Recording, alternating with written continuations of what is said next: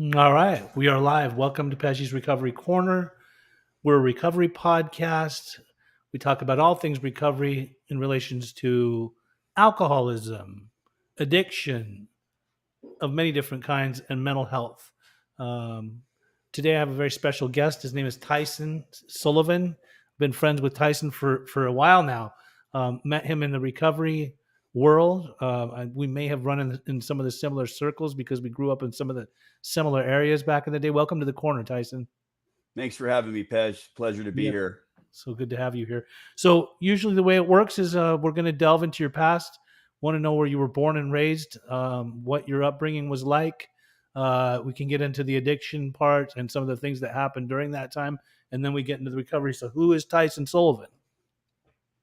Well, I guess I'll start off with my name's Tyson. I'm an alcoholic, and a little bit about my past. I grew up in Santa Ana, Orange County, California.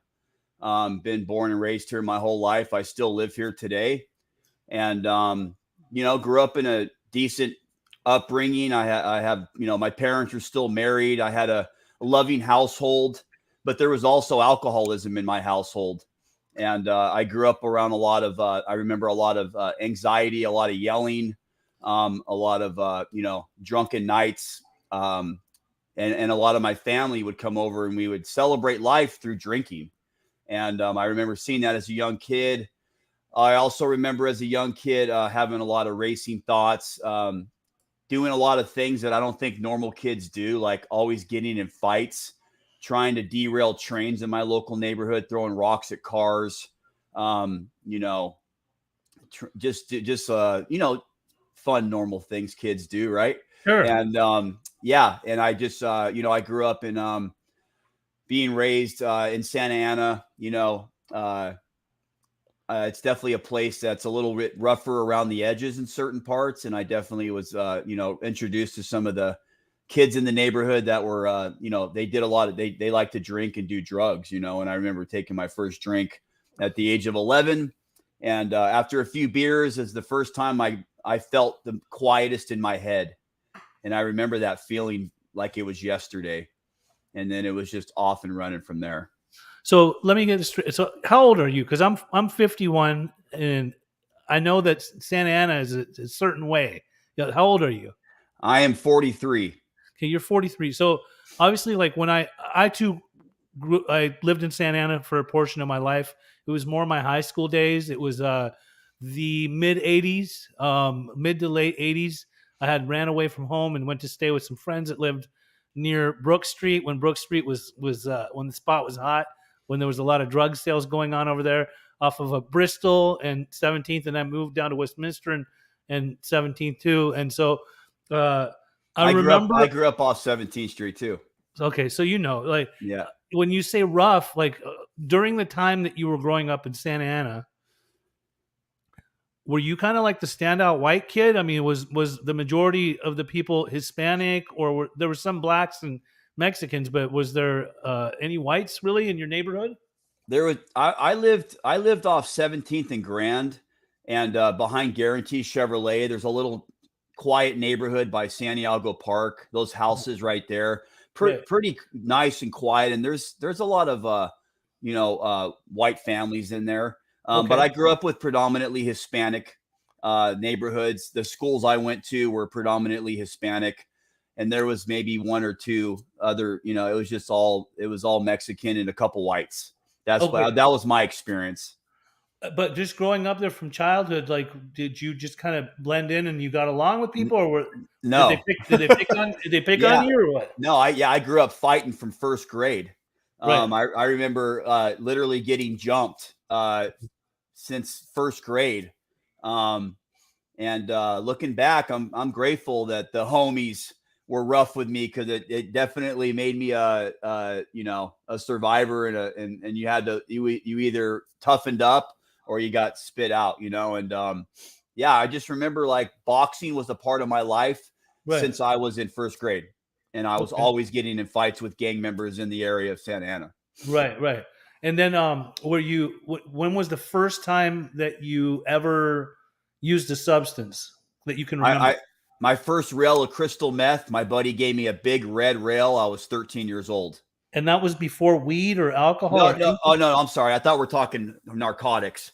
No, any My substance. first drink was 11 years old. My first joint was 12. Okay. Actually, my first joint was 8. I'm sorry. My uncle gave me a joint when I was 8 years old. Okay.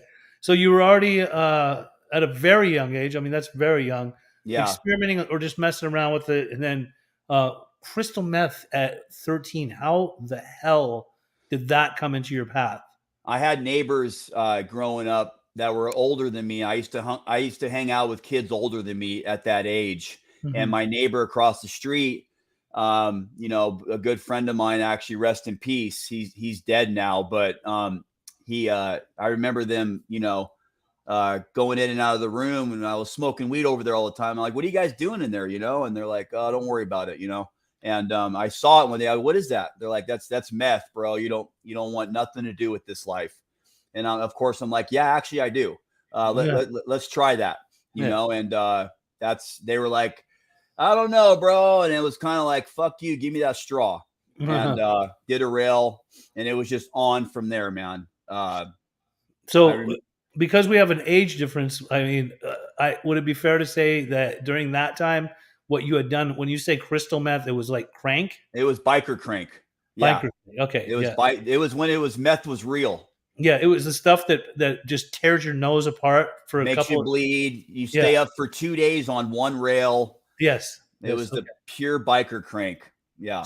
So you overcame your curiosity. I mean, it's a trip that you say like they told you you don't want to mess with this, although they're doing it. Like, how are we going to have the examples in our lives tell us like we shouldn't do it, but they're doing it? Like my uncles used to smoke cigarettes, and I'd say, Sure. "Why do you smoke?" And they'd say, "You shouldn't smoke." I'm like, "You kidding me? I'm stealing yours secretly." So now you got these guys that are doing that, and that. So did an addiction take place like right away? Instantly.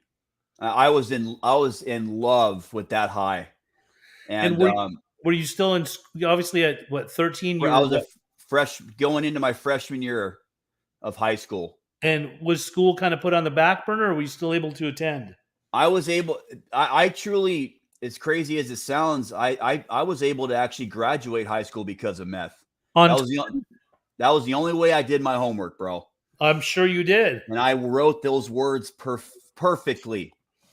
You But weren't you weren't a kid that needed to be on Adderall or anything, were you? I was taking a different kind of Adderall. I probably did need to be on it, and meth was my medicine. Right. Okay.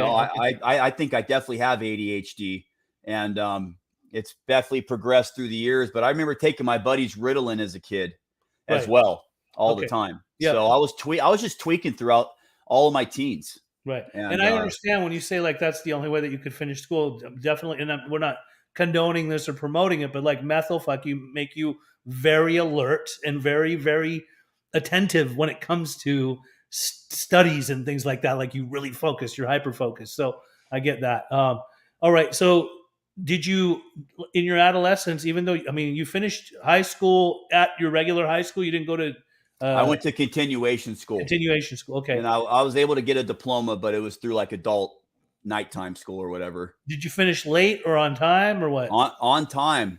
barely. Okay. I sophomore year is when it really kicked off with the whole drug scene. I'm an athlete, and I just dropped out of sports, started going full time into partying. And luckily I had a dad that was like, even though my dad was always, drinking, he was always strict about, if I'm under his roof, you're going to go to school, you're going to get your homework done. And I was I'm a C- guy. I barely Yeah, scratched the surface of graduation, I understand. Okay. Yeah. Now, did you, in your adolescence, ever get in trouble with the authorities to the point where you had to get locked up in juvie? No, I never. I was arrested once in my teens in Newport Beach. I was drunk driving, and I was 16 years old, and they didn't charge me with a DUI or breathalyze me or nothing. We had a bunch of weed in my car, a few friends, and they just basically were kind of cool about it. They made me go to the Newport police station, and Right. my dad came and picked me up from there. But they didn't charge me with anything. I didn't get arrested until I was 18 years old. 18. Okay, and then so when you had siblings too growing up?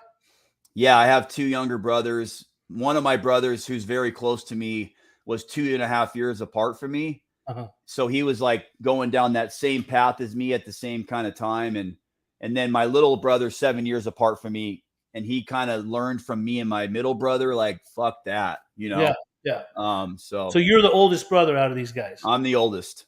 I see pictures of some of your. I think it's your brother. A lot of like Facebook pictures. Like he's with your family. You guys are very close. Is that the second one? That's yeah. The second and third one are now sober in Alcoholics Anonymous. Oh, love Thank you, God. that. I So love that. I love that. it's All a right. So at 18, you said you went to jail. What'd you go to jail for? Grand Theft Auto. I And where did that happen in Santa Ana? somewhere, I think it was Orange. I stole a car, was joyriding it. You know, we stripped it out, and they got my prints or what. I forgot exactly what happened, but I remember went into talk an orange detective wanted to have a word with me, and I went in there all, you know, with a bunch of confidence, like, what do you want, you know, and he's like, well, I want you to turn around and put your hands behind your back. That's what I want, you know, and they booked me in on this Grand Theft Auto. It was my first. Back then, I got 30 days for that because it was my first defense. Mm-hmm. And but then it was on and cracking from there, man. I was a huge part of like the underworld of the meth world in Orange County, and just Mm-hmm. started committing crimes to support my habit. I had no money. I didn't like working a normal job. I could never keep a normal job because those hours required me to sleep, and I didn't like sleeping.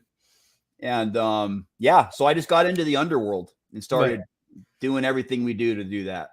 And that's why I feel like we've run in the same circles and we've experienced a lot of the same things in people, is because I remember the underworld of the meth that was being mass produced, that was being distributed all throughout OC and LA, and I was very involved in that in many different ways. Not, and I'm not saying this to show off, but I'm saying it because it's like we were dancing with the devil.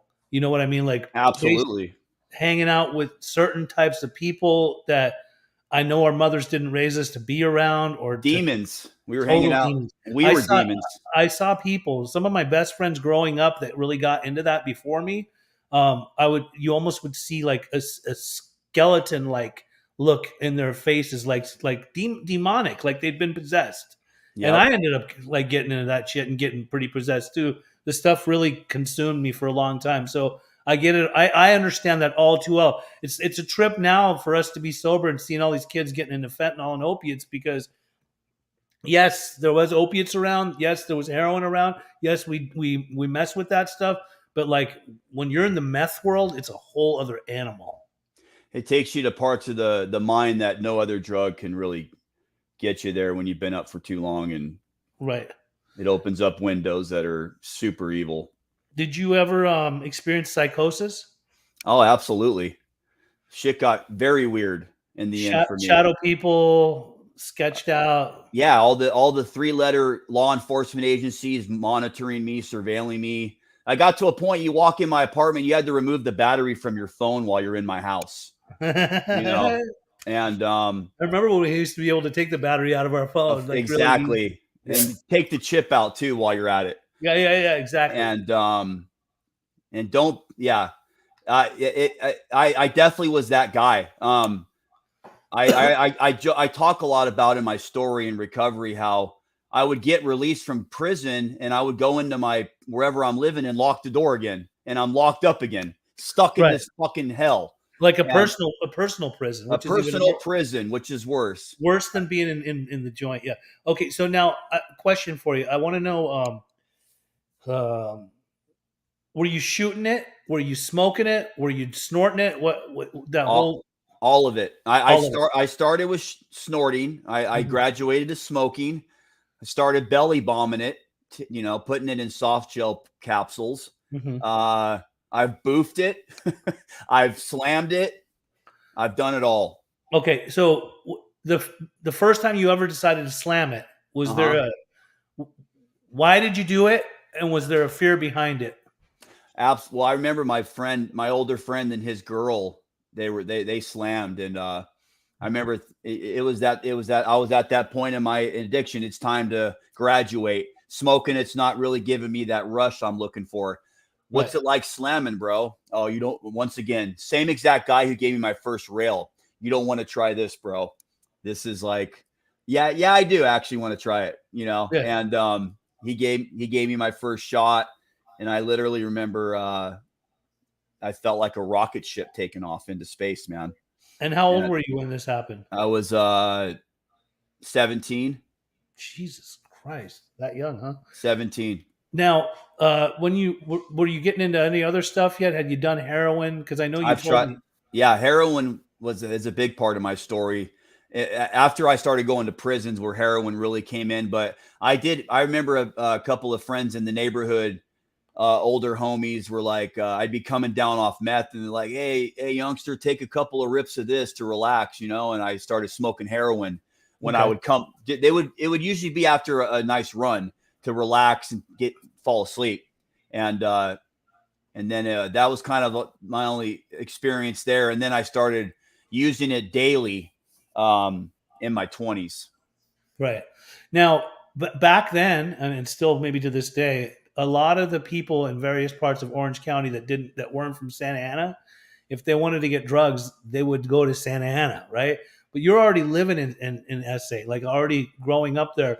So it sounds like it wasn't really hard for you to obtain it. Like you didn't need to go down to the barrio, to the hood, to be able to try to pick it up off the streets. Like you had other ways of getting it. I grew up with the connects. Right, right. They're living right there next to me, and It was so readily yeah, available. it was Readily ready. available. Yeah, I did not have an issue finding the drugs. They were there. The houses.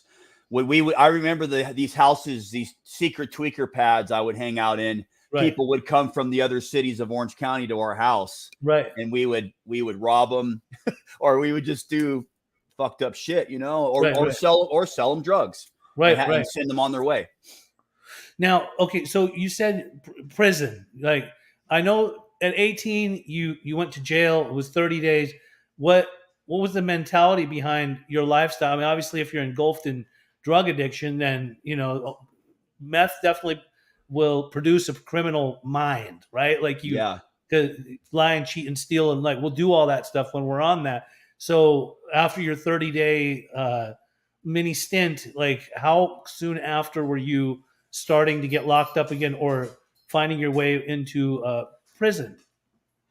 Once I started getting arrested, I would never stay on the streets for longer than the longest I would stay out is if I was going through a drug rehab instead of going to jail. But I would stay out for a couple months here, a couple months there, in and out of county jail, got on felony probation. And then back then, if you get a couple of violations, they would send you to prison. I got on my second violation or third. They gave me 16 months in prison at the age of 21. And that was when my prison career started. And I would just go straight to the joint from there all the way up until the age of 35. So when you would get out, where would you stay? With your family at your parents' house, or did you have your own spot? It depended on what time frame, but usually I would get out, stay with mom and dad like a true gangster for a few weeks, you know, and then I would usually hook up with the homeboys and the homegirls and go to whatever dope pad was cracking and had the most shit I could take, right? Mhm. And Right. for free, and or hotels, or halfway houses, right? But yeah, there's been times where I got out for 3 days. I remember one time I got out from a couple of year term. I ate some barbecue with my mom and dad. I hooked up with a chick, had some sex, did some dope, committed a crime, and caught a new term in 3 fucking days. It's usually how it was too, like crime bell crime type of stuff. Right. Like you're out on bail, but okay. So what about did you were you introduced to recovery at all during these times? Like, was there any panels that came through the prisons or the jails, and to where you like got the message of a 12-step community? Yeah. Real quick, say hi, Seamus, and then you got to go, buddy. Okay. Say hi. Hey, buddy. This is my son, Seamus. All right, dude. I'll Nice. be down in a minute. Go ask Todd. Okay, so one more time on that question. Any time that there was panels or 12-step Yes, people like delivering a message to you when you were locked up to where recovery was a possibility? I learned about recovery when I was 16 years old. I was in Chapman Hospital. My mom and dad put me in rehab there, in Orange, and I was introduced to Alcoholics Anonymous in the 12 steps. I had no idea back then what the hell that meant. I just knew it was like, okay, man, like I'm like we're staying off drugs for a minute here. I'm hanging out with some chicks, drinking some coffee, smoking some cigarettes.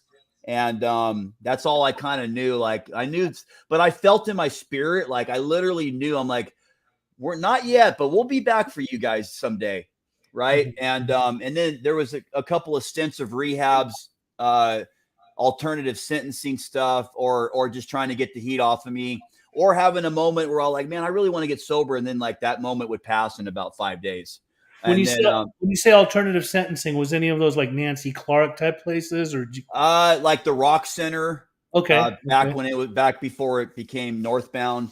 Um, but yeah, I went through the Rock Center in Garden Grove in the early '90s. I went a couple times. I went to Woodglen in the early 2000s, and I remember Woodglen was like the really first time that I had kind of like gotten a sponsor and like started seeing like, but I still my mind was not ready to receive the solution. I remember like working steps, but there was no power in it. I was still living with the same character and still behaving in the same manner without drugs. And eventually I relapsed, do you you know. think that's because you weren't quite desperate enough yet? Like you I had wasn't desperate. There wasn't that none of that. I didn't have any consequences yet where I was like, oh shit, my life's in a state of emergency, man. It was all like I didn't care. That's the bottom line with no spiritual connection of any kind. And then when you would get locked up, obviously, like we all have experience with this in California facilities. You have to run with a race card, so obviously you had to run with the whites, correct? I did, yeah. And they I and stuck to that's just and how you it were, is, yeah. and when you say you were in the system from a very young age up until 35, like how much prison time did you do? I did a total of in and out. I did a total of about 6 to 7 years incarcerated. Okay. And then Life on the installment plan. right. Now down the line, you something happened where I think you ended up in Mexico, and something happened to you. You want to Yeah. talk? So yeah, sure. I met some. I was on a yard in Centinela State Prison, and this yard was housed with guys that were on INS holds. So Right. they were finishing their prison sentence and they were getting sent back to Mexico. So I met a couple of them in there, and one day I was in TJ after I'd been released. I'm down there with some friends getting all doing what we do in Tijuana, right? And Yeah. getting all messed up. And I ran into one of those guys and they're like, "Hey, Tyson." And I'm like, "What's up, man?" And then they're like, "Hey, what are you doing down here?" I'm like, "I'm fucking doing whatever I want, you know?" And they're like, "You want to make some money and get some free dope?" And I was like, "Yeah, that sounds fucking great, man." And anyways, they got me connected with like doing some runs for them and their families down there, and crossing some stuff over the border. And long story short, they got sold out to the federales by somebody else. I don't know the whole details. The bottom line is I'm sitting there in this compound one day and the federales come through the gates with ski mask and AK-47s. And I have them pointed in my face. And I'm thinking to myself, shit, I'm going to die today, man. Wow. And, and they, anyways, they're demanding this and that. I don't have the money they're asking for. And so they throw me into the back of this Dodge Ram with a mask over my face, and they told me to face my head down. And I could feel two of the heads of the AK-47s against my skull. And I'm like, these guys are going to drive me up to the hills of TJ and fucking kill me today, man. Right. And so they drive me, and all of a sudden we stop, and I'm like waiting for it to end. And they take the mask off me, and we're at a federal holding facility. And I get out. They book me in under, for transportation and a couple of other things. And I'm looking at some time in prison for that, right, in Mexico. And they transfer me over to La Mesa, Tijuana Federal Prison, right? And I go to this prison, and it's just an unreal experience for an American, let alone a citizen of Mexico. It was just like, I've been through a bunch of prison time in California, and you can't even, it's a Compare. joke. It's a No joke. comparison, yeah. So I'm like in a place where like you get treated like I guess you should be treated as a prisoner. And I just, some of the stuff that happened in there was just unbelievable. Like my first experience, you walk in, there's these crazy cartel guys fucking with everybody who's new, and they're like telling you, pull your pants off, and and trying to humiliate you, and I just, it's crazy I say this, but luckily I'd done time in California prison, so I knew how to survive. And I'm like, I'm not taking my pants off, motherfucker, and I remember just hitting one of them and getting beat up, and this guy bit through my chest, and I got an infection and almost died. And I remember these guards were going around with cigarettes, and they were like, I'm like, I was telling the guy, how the hell do I get one of those cigarettes? And he's like, you got to let him hit you over the back with his baton. And I'm like, give me two of them, And so they come over, and the first hit, I got lucky, and he breaks it over my back. And he had to give me both cigarettes for one lashing, And I was like, all right. Like, I felt like, oh, that was a God shot, And anyways, I remember some of the riots that went down in there, and some of the fights, and just some of the gruesome things that you can imagine that would happen in a Mexican prison. Was there other Americans around you? There was one American cell there. And I, near the end of my sentence, I was able to move into this American cell. But the majority of the time I was there, I was just kind of like stuck trying to learn the language and how to communicate. And luckily I ran into the federale who had arrested me, and he was in there for corruption. I saw him through the fence at medical, and I told my attorney that I just seen the guy who fucking arrested me, and the judge was lenient on me and gave me the minimum 2 years. And if it's anything, I was looking at 6 years. If it's anything under 5 years, you can bail out instead of doing your time in Mexico. And I was able to get out on $500 American instead of doing 2 years. And I ended up waiting 5 months to get released before all this happened. So I was in there for 5 months. And it was there a lot of fear for that 5 months? Like, shit, I'm gonna fucking be in here for a long time, and 2 years it feels like 20 years down there. I had completely given up, man. I was like, I'm gonna sit, because if you get any day over 5 years, you have to do every day of your sentence. So I was gonna be there for 6 years straight. And how'd you get the $500? Some like family? My family sent it for me. You were able to communicate with your family? Did they let you? Yeah, they have cell phones in there. Oh, the inmates have them, the inmates. Yeah. They have it. They have. Imagine if you have money in TJ, what you can have brought in there. For sure. What year was everything? What year was this? This was 2005. Jesus. So it was like they had flip phones. Flip phones, which they probably snuck in like in the sphincter. You know what? They get a lot of visits there from their wives. Okay, so people sneak it in. And the guards bring it in. You could pay. I used to pay this guard $5 a day, and his wife would make me homemade Mexican food. Wow. Yeah, it was crazy in there. It's just a different, like, I thought I was doing big things with a fresh avocado on a daily basis, Yes, yeah. So was this what changed your life, or what happened when you got out? Nope. You think it would, right? Right. I remember running back to the border when I got released, and I was so grateful to be home, and I had gratefulness for about 12 days, and I went right back on drugs and started partying again. And I wasn't even allowed to go back to the country of Mexico. I was on probation, and if I got caught going over there, I was going to get 12 years.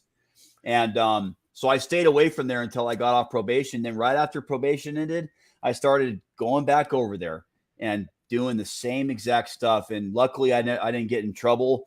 But I did a couple more prison sentences in America. I actually got really caught up in the Oxycontin epidemic.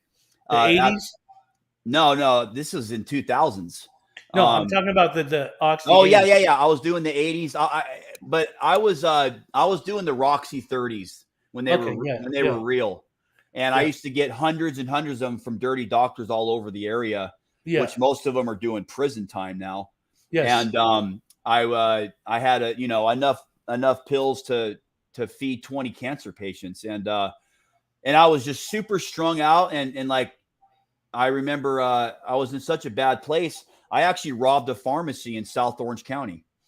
And I robbed a CVS in Dana Point, man. And I was on 20 Xanax bars that day. And I was just like out of my mind. And luckily I got beat up by the police and some security guards. And I truly believe now that was God intervening in my life, because I would have probably ran out of that store and there was cops ready to open fire on me. I had a weapon on me, and I was like, it was a suicide mission, if I'm really honest about it, because like, even though I was like blacked out, subconsciously I knew what I was doing. And I remember hitting the safe in the CVS, and I was going to just go on a suicide mission, or I didn't know what was going to happen, but luckily they stopped me in my tracks. I never made it out of the store.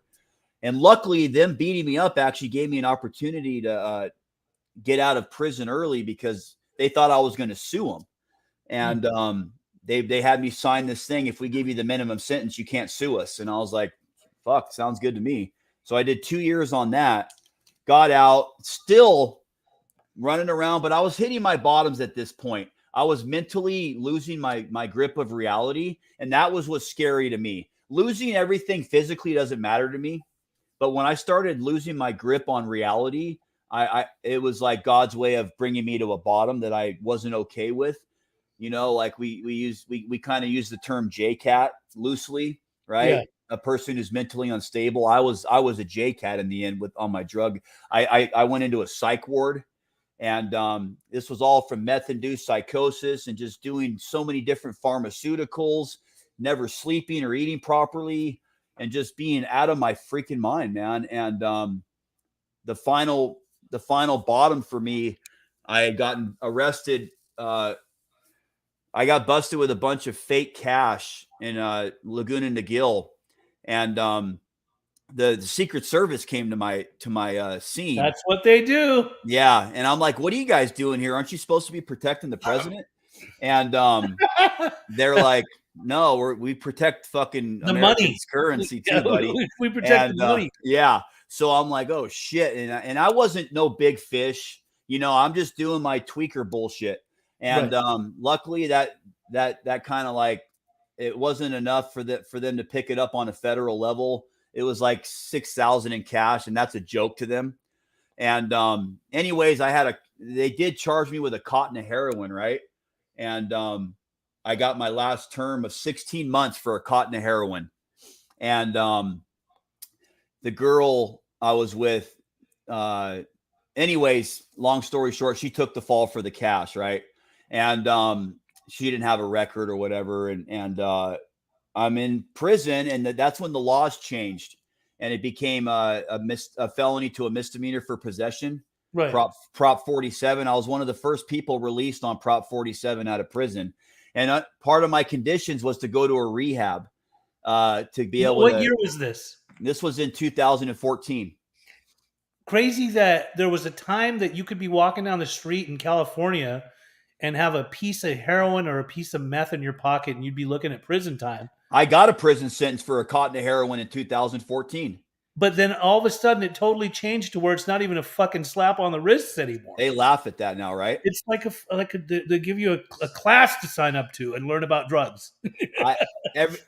All these laws that have changed since I got sober, which I'm grateful for now, it just shows how serious I am, are everything I always dreamed of when I was getting high, right?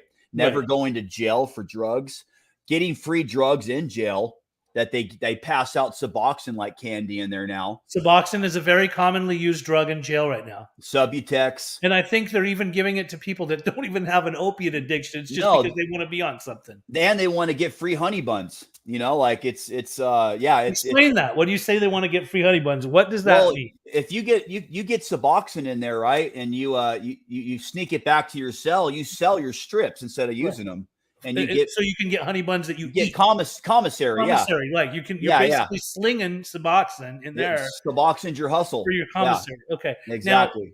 Now, you said that when you were going to get released, you were one of the first ones that was going to get released in 2014. You said The end of 2014.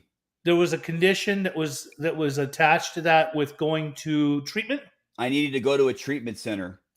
This And is the fucking part that I want to hear from you, especially Tyson, because this is God, bro. Yeah. oh man, I'm going to tell you this right now. The reason this matters a lot to me, first of all, is because what you're about to talk about, where you went, matters to me. It fucking matters a lot to me because I love the place you ended up going to. I love that you're a product of that place, and that's where your recovery was, I believe, where the seed was truly planted and growing, and what made you the person that you are today. So tell me where they sent you. So they, I told them I'd like to go as close to the beach as possible, of course, right? And they said we have this place in Costa Mesa called Yellowstone Recovery. And I said, and they go, but my parole officer's like, but it says woman's recovery. And I'm like, hell yeah, let's go there. Right. And he's like, I don't think guys can go there. Right. And I'm like, well, but he's like, it's saying it's co-ed. So they found out, yeah, it is. It originally started as an all women's program. Right. Now Honey made it. When Honey Thames first started Yellowstone, the intention was to help troubled women. Absolutely. It was the woman's Charlie Street, basically. Right. A free 10-day detox. Honey is a big part of helping save my life. I'm very grateful to that lady. And she has shown me a lot of love and care, and gave me some second chances that helped transform my life. So amazing stuff. So anyways, they release me. I go into Yellowstone from prison, and I begin my recovery journey. I still was like not 100% surrendered, if I'm honest, right? I'm like, this is cool. I want to get off parole. I'm out of prison, man. Like, and I kind of wanted to quit getting high, but I wasn't quite all in yet. So I get off, I get to 30 days and I get to go out on job search, right? My first day on job search, I call my ex-chick, come pick me up. You know, I want to have some sex and do some dope. I had no defense yet. And she picks me up, we get high, and I'm like, I get back and I get back to the house and I get away with it. Right. And I'm like, and I remember my friend Kelson, she's like, I'm nodding out in our Sunday meetings. I know like, Kelson very well. Yeah, you know our friend Kelson, right? Love Kelson. Yeah, and she comes up to me. She's like, "You all right, Tyson?" And I'm like, "Yeah, I'm fucking tired, dude. Leave me alone, you know." And anyways, I remember going out. I took off, went on another couple week run, and Honey and the parole coordinator there, they called me. Somehow I got a hold of them. They're like, "We want to give you another chance, Tyson." Wow. Like, and I was like, in my mind, I'm like, all anybody's ever told me my whole life is you fucking loser. You know, you're never going to be anything. But these people were like, we want to help you. So I went back there, and that is where the true surrender happened for me right then and there, that second chance. And that's what I call my intervention company, Second Chances, because of that moment in my life. I went back. They said, we love you. We want to see you change. And I truly wanted to right then and there, from that love and compassion from another human being. And I remember saying, you know what, Tyson, I looked at myself in the mirror and I was like, I'm fucking done, man. I'm 100% going to work this program. How old were you right then? 35. That was January 12th, 2015 when I checked back in, and my sobriety date is January 13th, 2015. It's interesting to me because in like 2010, 2011, I worked in this kind of bougie rehab in Newport Beach. And like whenever we had somebody that would act out or do something stupid or relapse, we would send them to Yellowstone. I actually that's when I first met Honey. We'd send them there to be able to really see, like, get their gratefulness back. Yeah, get some fucking gratitude, because you get these people that are like straight out of prison in there that are really hardened individuals. And they'd come back very fearful and be like, fuck, I'll behave, I promise. But it's a trip to hear that you, who already was in the prison system, went into a place like that and still had that disease that was still manifesting itself, that took you out one more time but brought you back. And the way that Honey loves is so, she just has a way about her, man. She's such a soft-spoken, good woman that really, really wants to see the best for whoever that she encounters or comes into her path. So it's so good that you went in and actually, and there, I see some people that are on here right now that like Lisa Tuman. She's a product of Yellowstone, and Hi, Lisa. a lot of good friends of mine that went through Yellowstone that really truly got their lives back, and they go back and give back. And I know that you go back and give back. Like you had me speak on a panel there. I'm on the board of directors at Yellowstone now. Love that. And I'm really grateful for Honey inviting me to be that. And yeah, I used to work admissions there as one of my first jobs to get it introduced to working in recovery. And you guys, all you bougie centers in the area would send your guys and girls to us. And there's a lot of people I work with now in the industry today that came up to me and said, like my friend Jennifer Leone came through there and was like, what the hell is this place? And and she remembers me being nice to her you know, there's all kinds of stories like that where, yeah, go ahead, baby, you can have candy. And it's just a great place when you are kind of going through that, like you know, telling staff what to do in these bougie places, and then you come to Yellowstone, we tell you shut the fuck up, right? and they're like, you can't talk to me like that. Yeah, right. And yes, we can. As a matter of fact, pack your shit and get the fuck out. You know? And it's a privilege to be there because it's a nonprofit. It's not like they really need you there for your insurance policy or anything like that. It's like you either follow this or you don't, right?